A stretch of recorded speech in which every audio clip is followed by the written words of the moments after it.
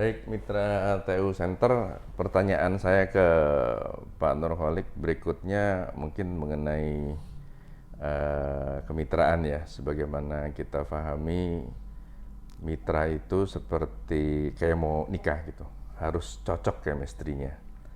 Nah, tadi Pak Nurholik cerita pertemuan kita lagi dalam kondisi chaos, kemudian saya mikir-mikir betul. Kalau pada waktu itu memang saya rasa baru pulang sekolah 8 tahun di Amerika, nggak punya banyak temen, jadi ketemunya Pak Nurholik. Tapi nggak disangka sampai sekarang masih partneran. Jadi semua PT kita nggak ada yang bisa ya benar ya. Semua PT-PT kita semuanya masih ini selama 22 tahun. Nah, mungkin apa namanya? Gimana tuh Pak Nurholik bisa mutusin waktu itu berpartner sama saya? Iya, pertama ini saya selalu mandang ini anugerah tersendiri ya Pak Ut ya. Suatu hal yang sangat saya syukuri sebagai bagian dari perjalanan hidup. Kayaknya kan nggak nggak sembarangan tuh bermitra atau berpartner 23 tahun, berarti kan hampir separuh dari hidup kita gitu kan. Dari kita belum jadi apa-apa gitu kan, belum jadi apa-apa maksudnya kita belum menemukan profil kita tuh mau seperti apa sih gitu. Nah ini yang saya pikir betul seperti yang Pak Ud sampaikan ya, dan saya selalu pegang betul nih karena beliau ini guru saya dalam filosofi kayak tadi ya. Jadi bagaimana mitra itu luar biasa ya, penting banget gitu punya partner dalam bisnis ya. Karena yang diantara syaratnya itu ada chemistry ya. Kita ingat Pak Ud ya, kita ngobrol itu kan panjang itu kan. Bayangin dari itu kan demo panjang ya. Dari siang sore sampai malam kan, sampai besok paginya kan, kalau nggak salah kan, baru bubar. Dan kita sepanjang kita ngobrol terus setelah ngomong kan.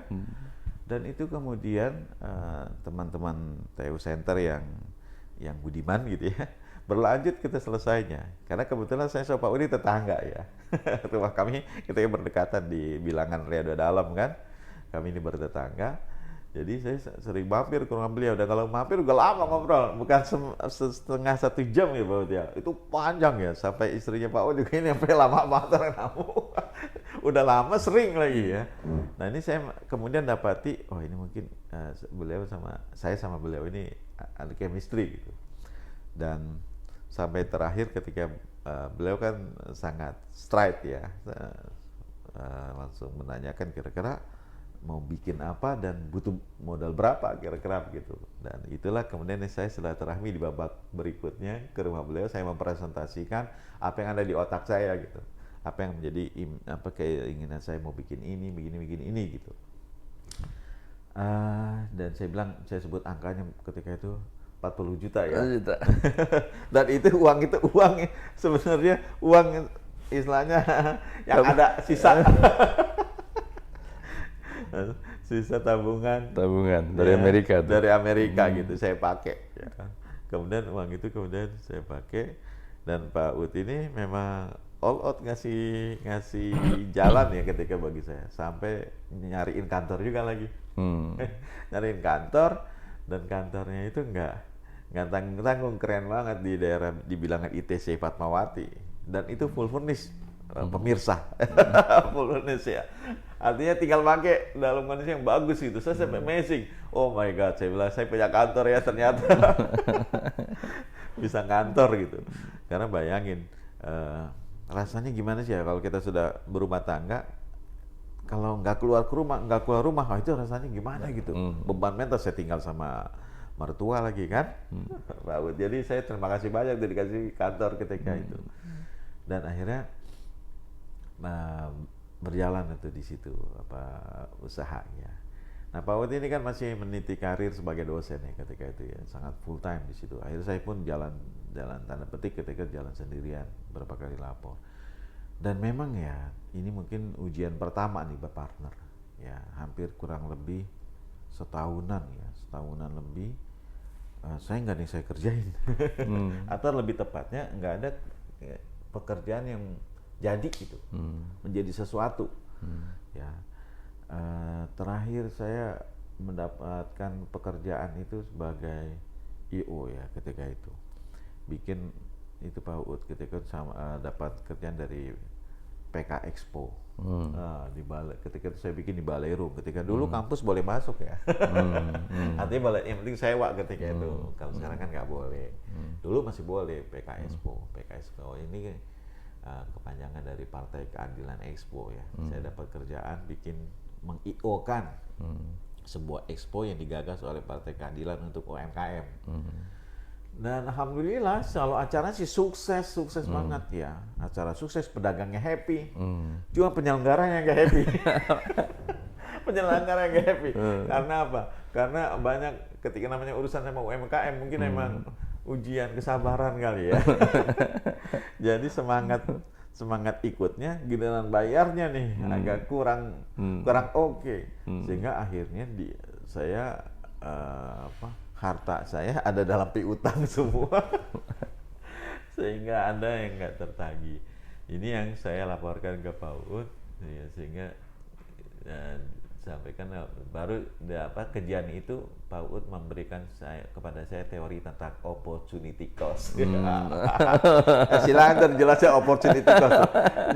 Singkat cerita yang saya sampaikan adalah beliau mengkritik saya bahwa saya membuang waktu ya yang harusnya saya bisa kerjakan yang lain ya, tapi untuk kerjaan begini yang akhirnya ya ada kesempatan yang hilang karena lebih begitu ya. Nanti beliau sendiri ada nyerang opportunity cost ya. Ya, tapi titik poinnya adalah ketika itu ini ujian pertama kemitraan ya. Karena berarti uang beliau habis dong. Ya, 40 juta habis dong. Ya, 40 juta ini nggak jelas. Walaupun saya bisa pertanggungjawabkan, bisa dipertanggungjawabkan. Ya. Artinya uang itu bisa bertanggungjawabkan, kemana larinya bisa bertanggungjawabkan. Sampai kemudian nanti ada kabar yang gembira lainnya dari hikmah, hikmah apa istilahnya diutangin apa kalau gitu. Hikmah kagak dibayar sama UMKM. Yang mungkin mereka nggak bayar karena mereka ya masih pada perlu semua Pak Uut, jadi kagak dibayar. Hikmahnya adalah mungkin Allah memberikan opportunity yang lain, ya. Tapi itu opportunity yang nggak disangka-sangka. Ya memang kalau pakai teori agak susah ini. Ya, kalau mungkin masuk teori nggak boleh kali Pak Uut ya. Menggantungkan kepada yang begitu agak boleh dalam teori bisnis mungkin ya. Tapi itu terjadi guys, itu terjadi. Artinya Allah kemudian mengantarkan seseorang memberikan video Harun Yahya. Yang ketika saya siapa tuh namanya? Pak Catur. Oh, Catur. Dokter Catur. Ketika itu beliau masih master ya, mengantarkan video Harun Yahya. Yang saya juga nggak tahu tuh Harun Yahya siapa, ini video apa, gitu kan. Cuma ketika itu hikmah dari kegiatan itu. Jadi beberapa waktu setelah itu Pak Uut, ya setelah hasil cerita piutang semua. Ada untungnya, cuma untung ke piutang. Kalau piutang nggak dibayar berarti rugi. Secara akuntansi. Nah saya belajar akuntansi sama beliau nih. Kenapa itu jadi rugi? Nanti beliau ngajarin. Nah jadi Harun Yahya itu datang. Kemudian saya lihat, wah ini kan menarik banget gitu ya. Nah inilah mulailah episode Harun Yahya. Harun Yahya itu waktu itu kan dia bikin video mengenai keajaiban alam ya. Iya. Semua seperti Discovery Channel lah gitu ya. Betul. Mengenai keajaiban alam, tapi semuanya dihubungkan dengan Al-Qur'an ya. Iya. Al-Qur'an. Sehingga waktu itu memang segmen kita adalah video anak-anak Islami. Iya. Itu ya, video anak Islami. Nah, itu yang menarik adalah ketika itu kita menganggap ini video anak-anak ya, karena ini tentang alam, tentang binatang gitu kan. Miracle in Nature kalau nggak salah judulnya itu, Miracle in Nature, benar ya? Miracle in Nature. Itu tentang alam ya. Walaupun sebenarnya kontennya setelah terus yang terkenal itu kan human creation. Ya, human creation. Itu yang human creation itu yang kedua itu. Kedua ya. Yang kedua itu video kedua kalau nggak salah ya. Saya dapat video itu satu. Kemudian ini mau nggak ditawarin sama Pak Catur, mau nggak memproduksi ini? Ini nggak punya duit nih, duit udah habis. Duit udah habis, gimana ya? Ya nanti kita nyari utangan, episode nyari utang. Ini nggak ada duit, apa pengen produksi, ini kayaknya bagus nih, begini ya.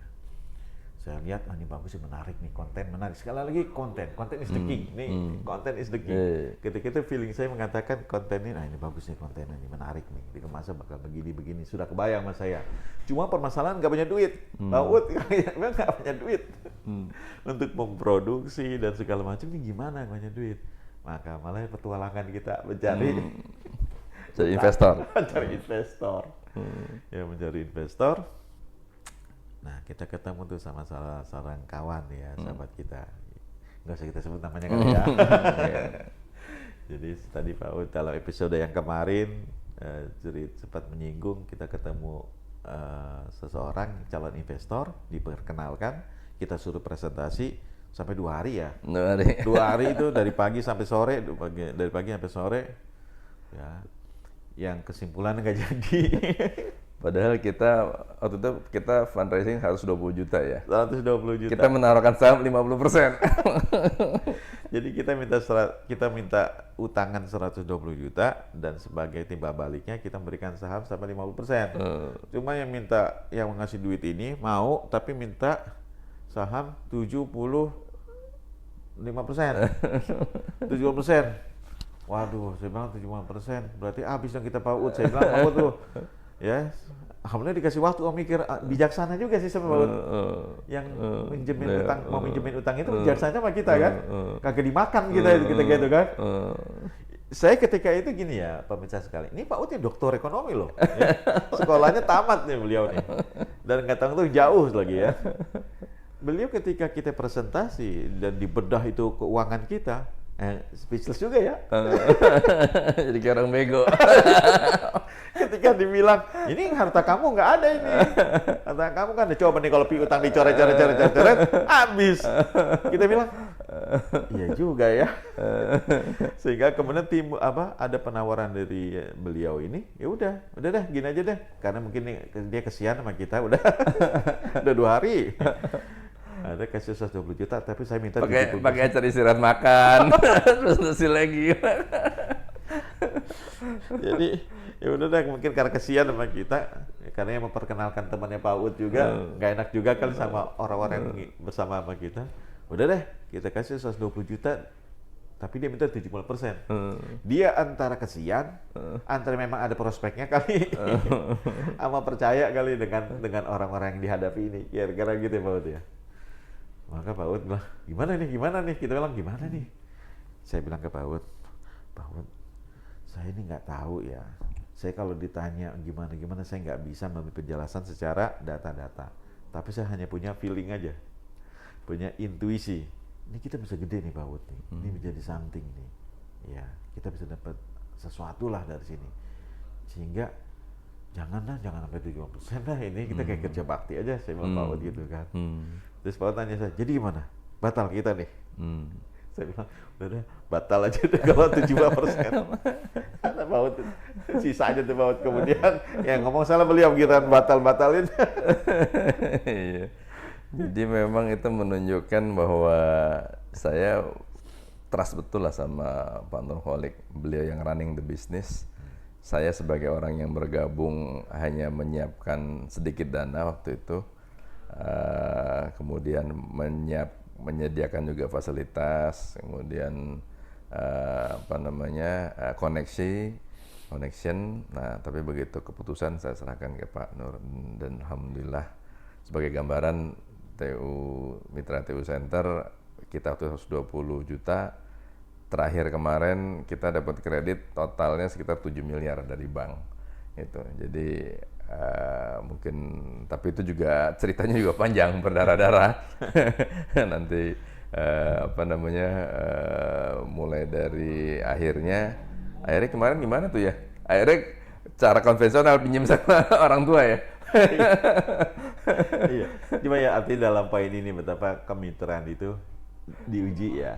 Kemitraan diuji dan akhirnya trust itu ya, kesabaran dan trust itu menjadi kunci sehingga kemitraan ini pada akhirnya kita akan masuki gerbang keemasan. Saya selalu bilang sama teman-teman yang sabar tuh Pak Nurholik ngadepin saya karena saya orangnya susah. Kalau udah maunya begitu. Jadi saya selalu bilang ini kemitraan ini tetap berjalan karena kesabaran para nurholic menghadapi saya yang kadang-kadang nggak sabaran, kadang-kadang suka maunya cepat, dalam menjalani proses bisnis ini gitu. Jadi ini. Kemudian waktu itu kita dapat talangan dari keluarga ya, sampai kemudian alhamdulillah bisa ada jaminan, kebetulan jaminan tanah Bekasi waktu itu ya. Iya. Iya kan? Iya. Tanah Bekasi sama rumah Pak Nur ya? Apa tanah dulu ya? Tanah dulu. Tanah dulu ya, tanah Bekasi. Kemudian pertama kali dapat kredit 400 ya. Iya. 400 juta gitu. Nah, itu kemudian berkembang 800, 1,5 M, 5 M, kemudian tambah lagi jadi total 7 M.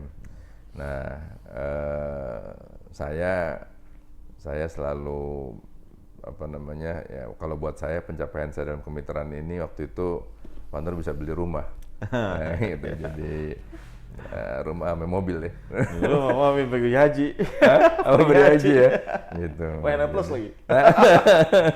Gitu. Jadi saya bilang sama Pak Nur, kalau Pak Nur begitu-begitu aja berarti saya nggak berhasil, saya bilang begitu. Kalau rumah kebetulan saya alhamdulillah ada, mobil ada, dikasih orang tua juga pada waktu itu. Kalau Pak Nur kemudian kita bisa beli rumah Pak Nur, kemudian mobil itu, buat saya itu keberhasilan saya karena partner saya juga berhasil itu kira-kira. Nah, mungkin yang hal lain apa Pak Nur yang mungkin bisa kita inikan lagi? Ya mungkin ini kalau nggak kepatok durasi, kita masih ada satu episode yang kita bisa bercerita bagaimana kemudian menjadi Harun Yahya dan Syamil Dodo itu. Oh iya, jadi dari situ kemudian mungkin berikutnya kita akan ini di fase terakhir lah kira-kira ya. Iya. Fase terakhir mengenai bisnis kita. Jadi kalau tadi saya sampaikan ini tadi mengenai kemitraan dan bagaimana kepercayaan bersama mitra ini menjadi hal yang penting dalam menghadapi proses pengembangan bisnis ini. Dan nanti kemudian di topik berikutnya kita bahas mengenai pengembangan produk yang betul-betul membuat bisnis kita menjadi jauh lebih besar daripada yang sebelumnya.